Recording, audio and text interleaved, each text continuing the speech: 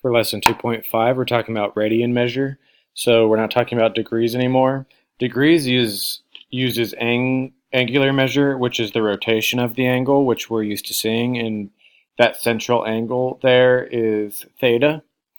But theta can also cut off an arc length on the unit circle, and that is the radian measure that we're going to talk about, is the arc length and not the rotation. So arc length, radian measure is the x, and degree measure would be the theta.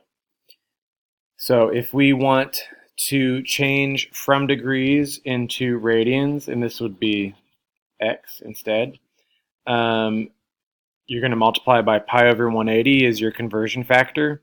If you're going to go from radians back to degrees, you're going to multiply by 180 over pi.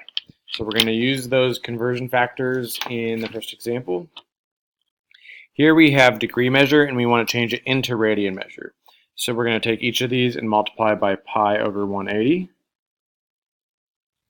And so what you have here is your degree units are canceling, and you're left with radian measure on top. So you're going to reduce your 60 over 180. That reduces to 1 over 3. And then you have a pi, so pi over 3. 1 pi over 3. Same thing over here. Pi over 180 degrees. Degrees cancel. And so you're going to reduce your 30 and your 180 to 1 over 6. So we get 1 pi over 6. 180 times pi over 180. Your degrees cancel. The 180s reduce down to 1, so you just get 1 pi. Negative 225 multiplied by pi over 180. Degrees cancel, and this will reduce down to negative 5/4. If you divide the top and bottom by 45, they have a common factor of 45. That would leave you with a negative 5 over 4, and then you have your pi on top. So negative 5 pi over 4. 37 times pi over 180. 37 is prime, so it doesn't reduce. So that'd be 37 pi over 180. 123 multiplied by pi over 180. You can take a 3 out of each of these, so that's going to leave you with 41 over 60 with a pi. Over here, you've got degrees and minutes. So this isn't going to be a whole number fraction like this because we're talking about a decimal here. So go ahead and change that into a decimal by dividing 27 by 60.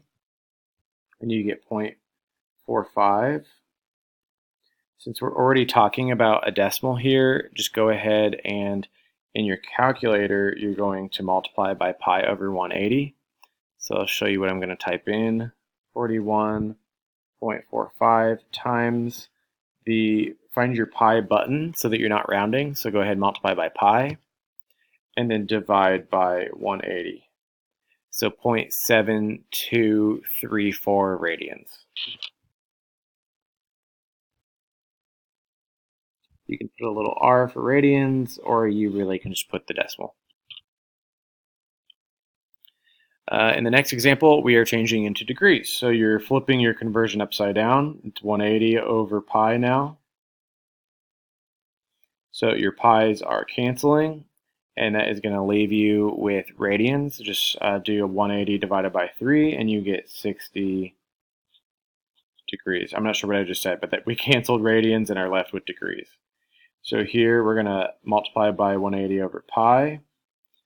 The radians are canceling, and you're left with degrees. 180 divided by 6 ends up giving you 30. Pi over 4 multiplied by 180 over pi. Radians cancel. 180 divided by 4 is 45. 3 pi over 4 multiplied by 180 over pi. Pi's cancel.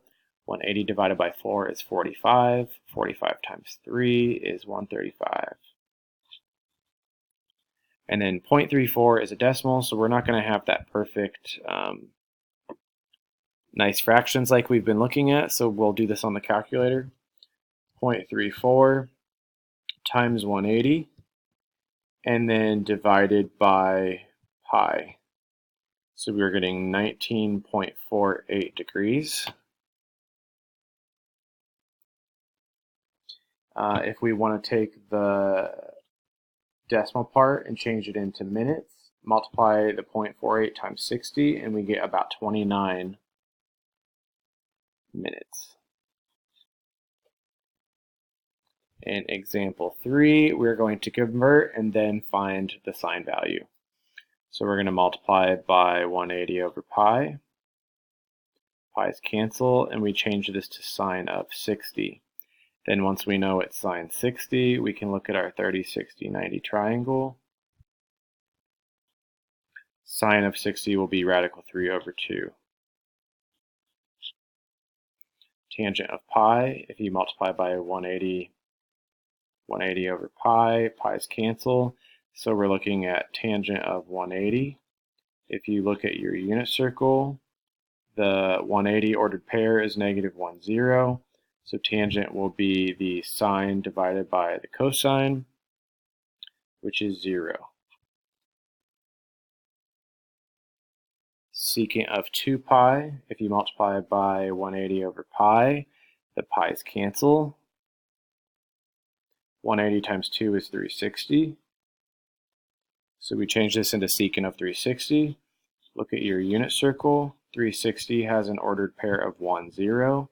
Secant is the cosine value, 1, flipped upside down. 1 divided by 1 is still going to be 1.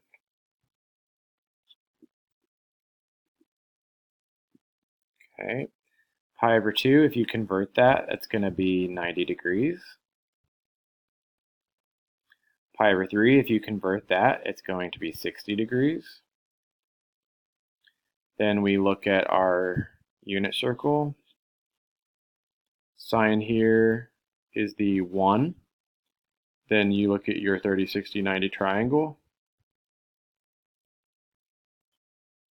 Cosine of 60 is going to be 1/2. So we're looking at 1 plus 6 times 1/2, which is 1 plus 3, which is 4.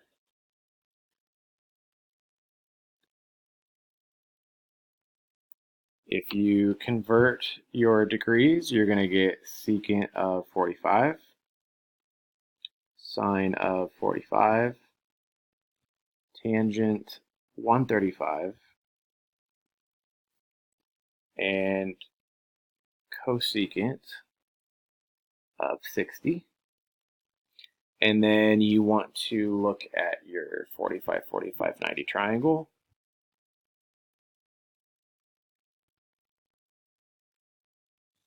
And the secant, if we're looking at this one, is going to be hypotenuse over adjacent, so radical 2. The sine of 45 is going to be 1 over radical 2, opposite over hypotenuse, minus tangent of 45 will be opposite over adjacent, 1 over 1. It's in quadrant 2, so it's negative. Cosecant of 60, we're going to need our 30, 60, 90. So the cosecant will be hypotenuse over opposite, so 2 over radical 3 for that. Then these radicals cancel, you get 1. Double negative will change to plus. 1 times 2 rad 3 is 2 over rad 3. Then I think it's best to get this radical out of the denominator.